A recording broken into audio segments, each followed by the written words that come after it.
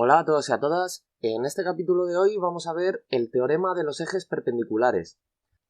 Este va a ser un capítulo cortito donde vamos a ver que para ciertos tipos de sólidos, que ahora entraré más en detalle de cuáles son, pues este teorema nos va a facilitar el cálculo de unos cuantos momentos de inercia. Así que, ya que en capítulos pasados hemos calculado todo lo posible sobre un disco plano, pues voy a usar este mismo sólido para ejemplificar el capítulo de hoy. Entonces, los objetos a los cuales hace referencia el teorema de los ejes perpendiculares son tales que deben estar contenidos en un plano. Pues en concreto se suele elegir el plano XY y en concreto, pues por ser el disco plano, esto ya entra dentro de este ejemplo en concreto. Por ser plano el disco y circular, o sea, simétrico en el plano XY, vamos a ver que podemos sacar dentro de este teorema como un teoremilla aparte, ¿de acuerdo? Entonces, bueno, vamos a comenzar porque nosotros ya sabemos que para calcular el momento de inercia de este disco plano, si está girando en el eje Z, pues esto es la integral sobre toda la masa de la distancia al eje Z al cuadrado por un diferencial de masa, ¿vale? Entonces, por estar contenido el disco en el plano XY, pues todas las distancias al eje Z al cuadrado pues van a ser del tipo este de aquí. Integral sobre toda la masa van a ser distancias del tipo x al cuadrado más y al cuadrado por el diferencial de masa. Vale. Entonces vamos a aplicar la linealidad de la integral separando las sumas en dos, o sea, la integral de una suma en suma de las integrales. Entonces tendremos la integral sobre toda la masa de x al cuadrado diferencial de masa más la integral sobre toda la masa de y al cuadrado diferencial de masa. Vale. Pues ahora es aquí donde tenemos que darnos cuenta de qué es cada una de estas integrales. Pues la integral de x al cuadrado diferencial de masa, x al cuadrado lo que es en un objeto que está contenido en el plano XY, es la distancia al eje Y, ¿de acuerdo? Si nosotros marcamos en un color el eje Y y lo prolongamos, pues la distancia, o sea, cualquier longitud medida en el eje X, lo que nos está es dando la distancia al eje Y, ¿de acuerdo? Una distancia perpendicular que es la mínima distancia posible desde el punto que marquemos, ¿vale? Por lo tanto, como nosotros ya sabemos que la integral sobre toda la masa de la distancia a un eje al cuadrado por un diferencial de masa, eso es un momento de inercia, pues esta integral lo que nos está dando es el momento de inercia en el eje Y. Así que vamos a ponerlo por aquí. Esto va a ser el momento de inercia en Y. ¿Qué va a ser esta otra integral? Pues por el mismo argumento, si nosotros prolongamos para que se vea mejor el eje X,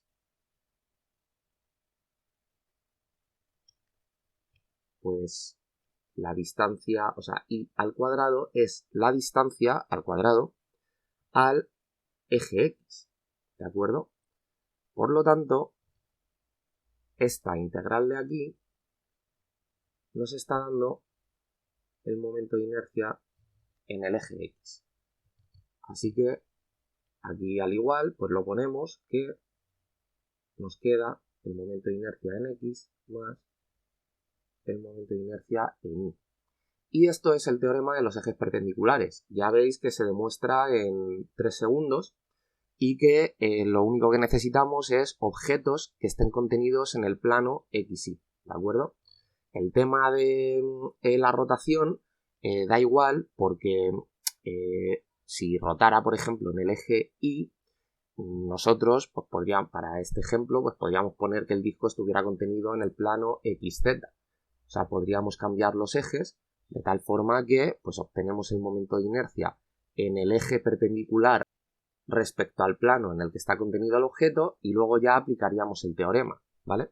Así que vamos a ponerlo por aquí, que para este tipo de objetos el momento de inercia en el eje Z es el momento de inercia en el eje X más el momento de inercia en el eje Y. Vamos a encuadrarlo.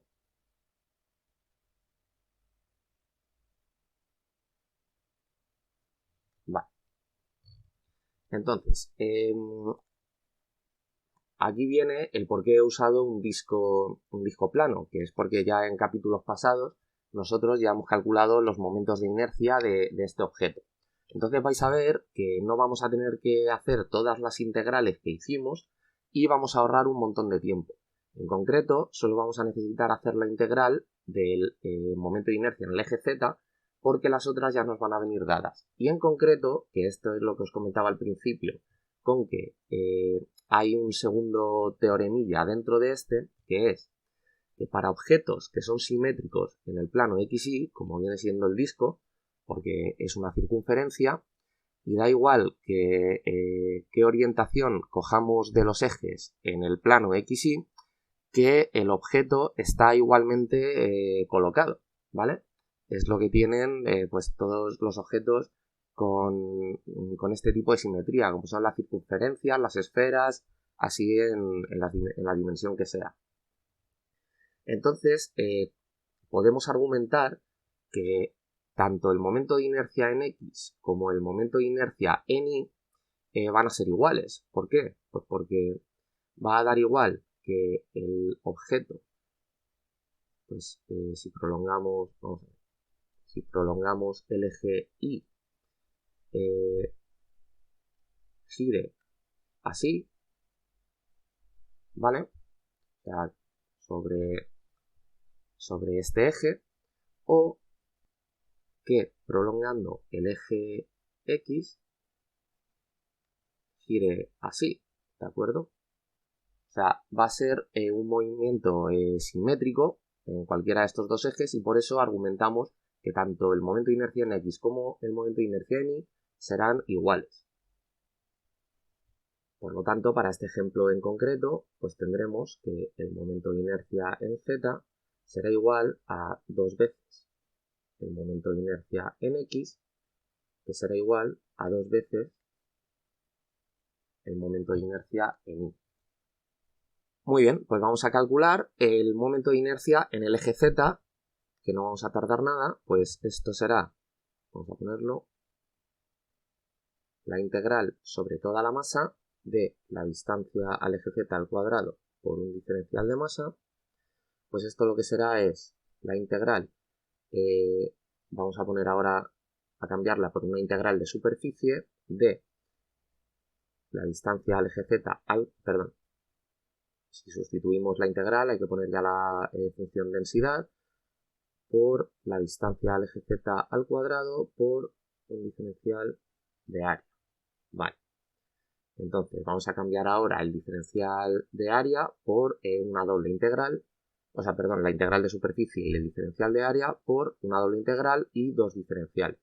Entonces tendremos dos integrales, la función densidad, la distancia al cuadrado, y ya vimos, no me entretengo en esto porque ya lo hemos visto en el capítulo de momento de inercia o el tensor de inercia a un disco plano, pero sustituimos el diferencial de área por diferencial de R y por R diferencial de teta. Entonces este R se multiplica a este R cuadrado y queda R al cubo y aquí diferencial de teta. Entonces vamos a ponerlo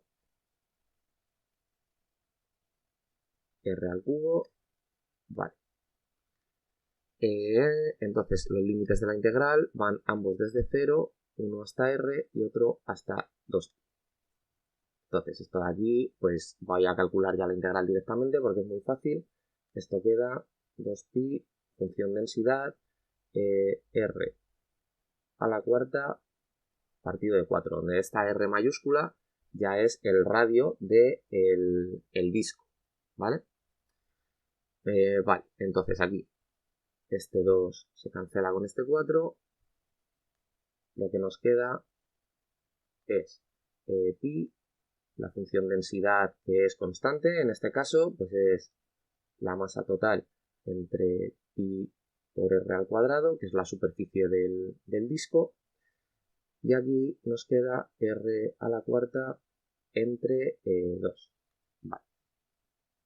Se cancela pi, se cancela este r cuadrado con el exponente de aquí, y obtenemos que el momento de inercia del disco pues es la masa total por el radio al cuadrado entre 2, el momento de inercia en el eje z, ¿de acuerdo? Bueno, por lo tanto, ya tenemos este momento de inercia, que es este.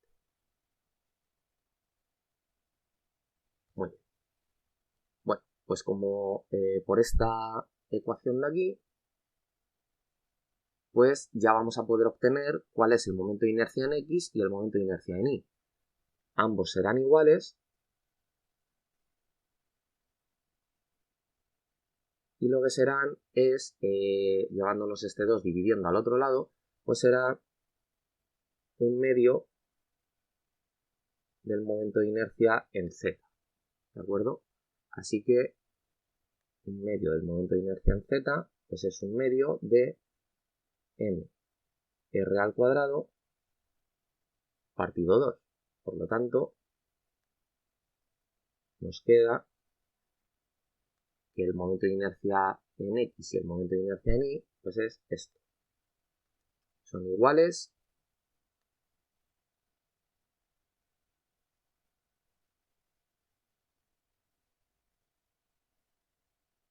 Y son la masa total por el radio del disco al cuadrado entre 4. Y veis que no hemos necesitado hacer la integral que hicimos en el capítulo este del tensor de inercia a un disco plano, sino que ayudándonos de este teorema, pues nos ha ahorrado bastante trabajo. Y ya, pues bueno, solo tendríamos que calcular los productos de inercia, pero pues ya vimos en ese capítulo que fuera de la diagonal principal del tensor de inercia, pues todos los productos de inercia eran 0. Por lo tanto, el tensor de inercia pues nos quedaría de esta forma. Y ya veis que rapidito pues hemos obtenido para este objeto, para este sólido rígido en concreto, pues toda la información posible. Así que nada, espero que os haya gustado el vídeo y nos vemos en el siguiente.